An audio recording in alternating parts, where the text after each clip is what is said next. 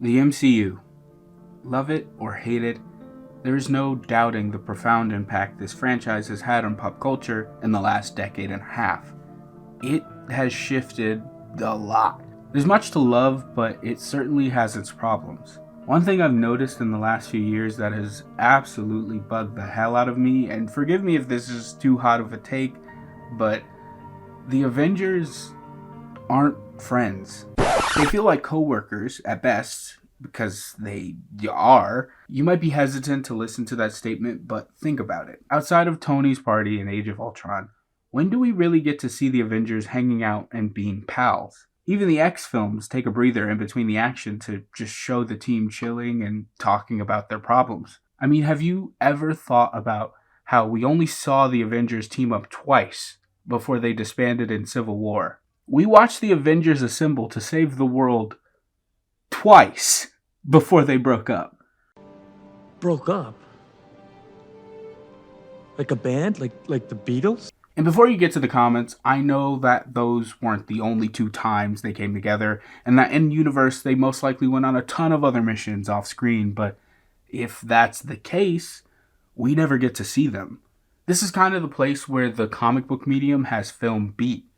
We have decades and hundreds of issues that establish both the stable and turbulent relationships between these characters, something the films haven't really taken the time to do. The only friendship I've bought into in the MCU is that of Clint and Natasha, and maybe that's a testament to the chemistry of Jeremy Renner and Scarlett Johansson. The implied history through the tiniest blips of dialogue feels very real. It's why a lot of us wanted to see what happened in Budapest. And I'm not talking about those tiny glimpses we got in Black Widow, which is, in hindsight, is really weird that Clint brought that up during the Battle of New York. Just like Budapest all over again. You and I remember Budapest very differently. Hey, Clint. Yeah, Natasha? You know what killing all these aliens kind of reminds me of? Well, what's that? Oh, just that time we folded a 5-story building on top of a little girl and hid from the Hungarian authorities for 10 days, 2 of which were spent in a subway ceiling. Yeah. Natasha, what the fuck? Well, Phil, the Avengers only need to team up for Avengers-level threats, and I would agree with you. Yeah, I guess that makes sense. But we see the Avengers take down a Hydra base in the beginning of Age of Ultron, and that seems like small potatoes for them. So that then raises the question, what constitutes the Avengers teaming up? One could make the argument that it's anything dealing with otherworldly, non-human forces. In fact, the reason they take down the base in Age of Ultron is to stop them from experimenting with Loki's staff, which contained an Infinity Stone. So maybe it's only cosmic threats, which, I mean, how often is that happening in this universe? Well, I guess now it's happening like every day. But the Avengers in the comics came together for almost any reason, any threat, any supervillain. But in the MCU, their appearance is only circumstantial. Yeah, they'll come save the day if the threat is big enough, if they aren't too busy with their own personal affairs, and if they aren't fighting each other.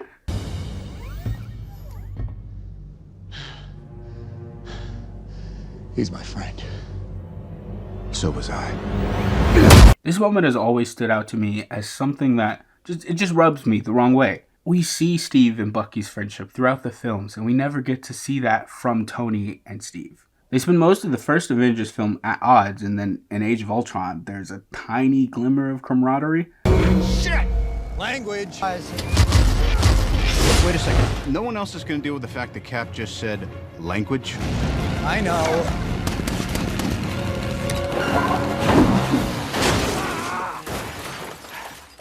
Just slipped out. Find the scepter. And for gosh sake, watch your language. That's not going away anytime soon. And then a year later, they have like this huge breakup. The stakes of Civil War are so low when compared to the comics, not just because of the tiny airport battle that everybody rips on, but also the giant world-shattering implications that the comic had on the Marvel Universe. They're just non-existent in this film. People died. Relationships shifted. This event in the comic changed a lot for the characters involved going forward. But with Civil War, the film, Not much changed for the status quo. The Sokovia Accords did nothing for the MCU. Spoilers for She-Hulk, I guess, but they were revealed to be revoked in an episode of that series that was just a blink and you'll miss it throwaway line. Does anything have weight in this universe anymore? The Avengers went from people who teamed up to save the world sometimes to not at all within 4 years. I couldn't really be invested in that plot point emotionally. Everything about the Avengers' relationships with each other is implied, which goes against the number one rule of film. Show, don't tell. Apparently, Steve and Bruce were so close that Steve felt comfortable in telling him when and who he lost his virginity to. Steve Rogers is not a virgin. He lost his virginity to a girl in 1943 on the USO tour. I mean, they never seemed that close to me, but I guess they were that chummy off screen. That would have been cool to see. Thor being sad about Natasha's death in Endgame seems touching at first, but it becomes less so when you realize that he and Black Widow haven't had like a single scene in the MCU where they establish any kind of platonic bond. It also doesn't help that in the MCU, everyone is scattered. Strange and Wong reside in the Sanctum Sanctorum, or, in Kamar-Taj. Hulk has his little island in Mexico, as revealed in She-Hulk. Hawkeye has his little farm with his family. The holiday special revealed that the Guardians now own nowhere and live there. Thor bounces around from Asgard and all over the 9 realms. Captain Marvel, also in space. The Black Panther's duties are tied to their home country, Wakanda. There are just so many corners of this universe. The biggest thing that the comics have over the MCU is the Avengers Mansion. The mutants have X-Mansion. The Fantastic Four have the Baxter Building. The Justice League has the Hall of Justice and the Watchtower. The Teen Titans have Titans Tower. The closest thing we have had to an Avengers Tower or Mansion is the Avengers Compound, which first appeared in Age of Ultron. Then we saw it again right after in Ant-Man, in which Sam Wilson, who at the time went by Falcon, may or may not have been staying there, given that he was running security there. It's unclear, but I guess after his Disney Plus series, he now stays in Louisiana with Bucky and his sister and her kids. Wanda definitely stayed on the compound, which makes sense because her homeland was turned into an asteroid in the very film she was introduced. We know Vision stayed there because there's the running joke of him invading people's privacy and running through walls. And Peter briefly visits it at the end of Spider-Man Homecoming before rejecting the offer from Tony. So it makes sense that he's not staying there because he's the friendly neighborhood Spider-Man. This was great until Endgame blew the compound to smithereens. So now, where do the Avengers assemble? That's something I've been wondering, and phases 4 and 5 have been too sloppy to answer. There's the Sabre space station, introduced in the Marvels, and that's really just the equivalent of a giant helicarrier but in space. It's safe to say that none of the Avengers live at the Sword headquarters, considering Wanda doesn't have access to see Vision's body and she has to break in. Another spicy take here, but the Guardians are what the Avengers should be. They actually feel like a team. To be transparent, the found family trope will always beat my ass. So maybe I'm a little bit biased, but the Guardians feel like a family. Even the second film establishes that it is set 2 months after the first, meaning these characters have been living together on a spaceship, cruising through the galaxy, completing freelance missions. They're practically a bunch of roommates in a floating apartment in space. The conflict that Peter and Rocket have in Volume 2 feels like a confrontation between best friends, or hell, I would even say brothers. He didn't chase him away, No. even though he yelled at him. I was always mean. And he stole batteries he didn't need.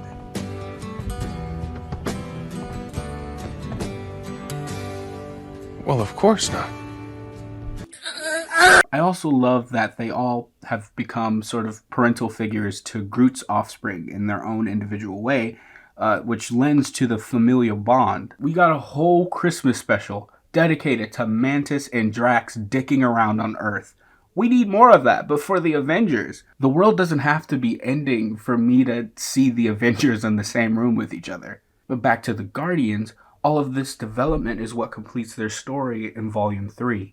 Every member has an arc that serves the larger story within their series and stands on its own, making the Guardians trilogy the best in all of the MCU, and that's a hill I'm prepared to die on. Outside of them eating shawarma at a restaurant in a post-credit scene and getting drunk and attempting to lift Thor's hammer, we never see these people in a bonding scenario.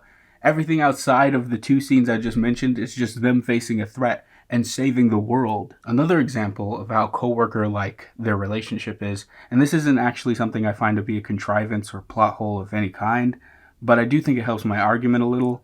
Why did none of the Avengers show up to T'Challa's funeral in Wakanda Forever? I think it's just a tiny bit weird. Now, I don't think it's 100% necessary for them to be there, but I think it would have been slightly more impactful if they were. And the whole team doesn't have to be there. That's not what I'm saying. But imagine if Bucky, a man whose free will was restored by the Wakandans and their technology, essentially saving his life. Imagine if he was there to pay respects, and Steve along with him, considering that this character was introduced in his film. And he gave Cap a new set of shields in Infinity War to sell toys. Defeat Thanos. Again, I'm not pointing this out as an actual flaw of that film. You could easily excuse it with, they only wanted family and natives present, no outsiders. That would totally make sense. But I bring it up just to say that there are small moments, like the one I just mentioned, that the MCU misses out on, and in every one of their films. Imagine if COVID didn't interfere with Doctor Strange showing up in WandaVision. It probably would have helped that show end with a much neater bow. Instead, we get Multiverse of Madness, where Strange briefly mentions Westview and brushes it aside to ask about the threat he's in pursuit of. I made mistakes, and people were hurt. But you put things right in the end, and that was never in doubt.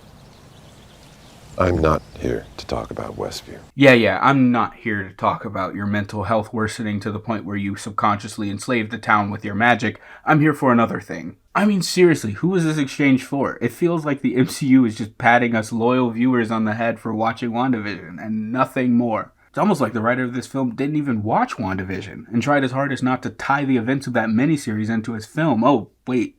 And after everything went down, nobody checked on Wanda. Not even Hawkeye, who seemed to form this paper-thin father-daughter bond with her in Age of Ultron and went on to save her from lockdown during the events of Civil War. Not a huge fan of Avengers Endgame, but I will give it credit for acknowledging their relationship. They both lost someone fighting Thanos.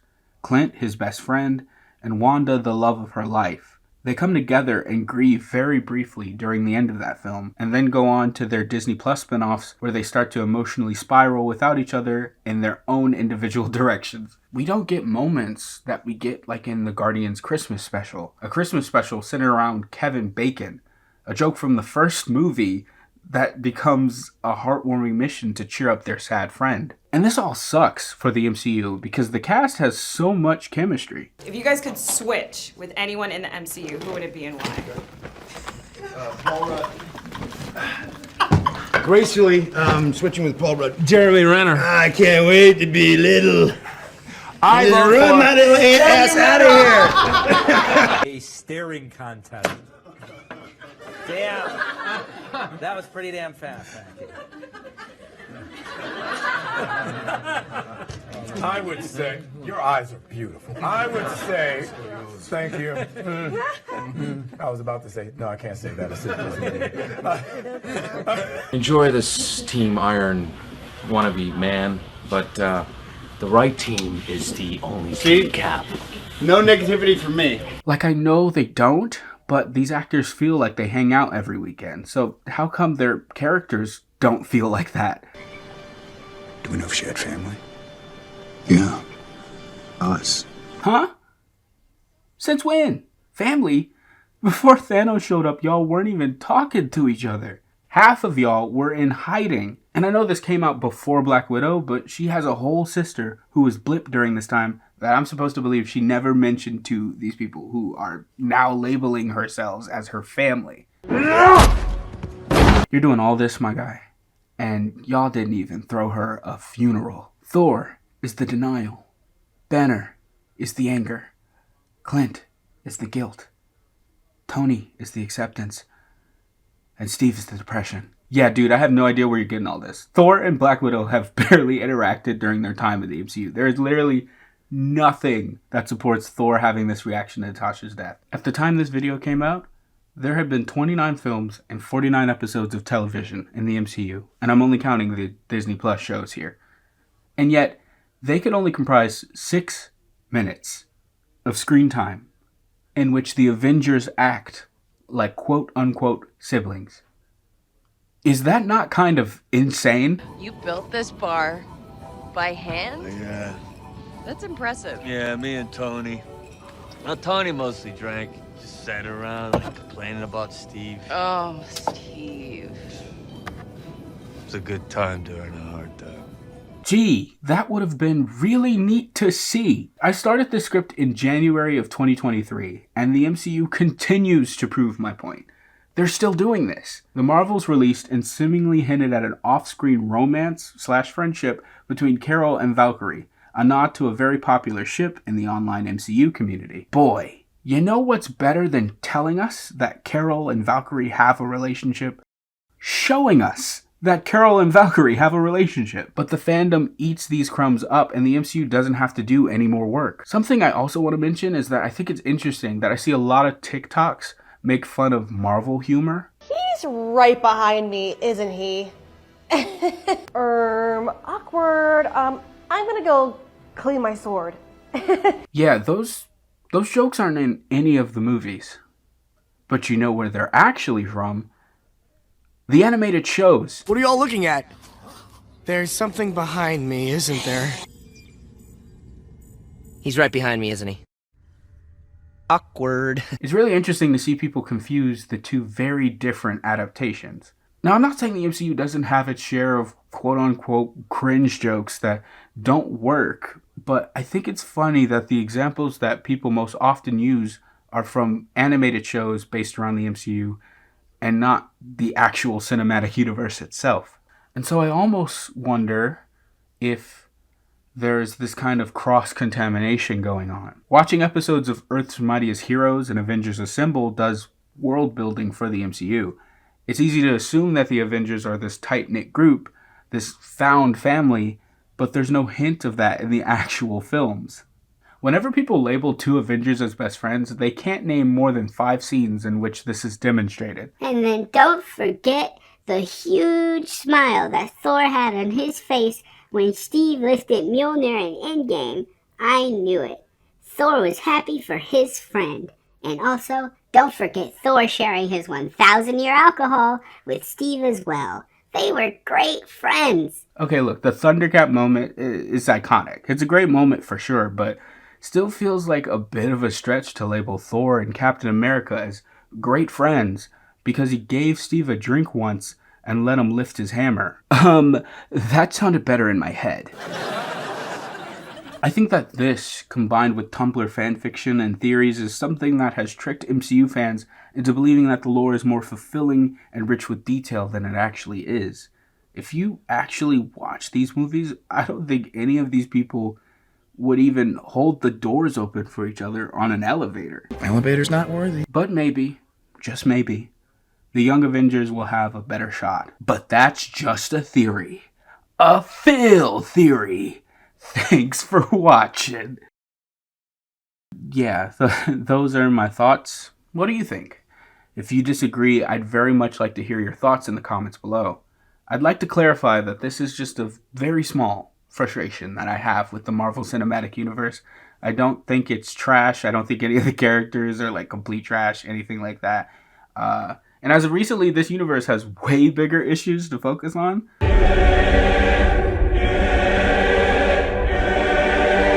So this isn't meant to start any discourse. So of course, keep it kind.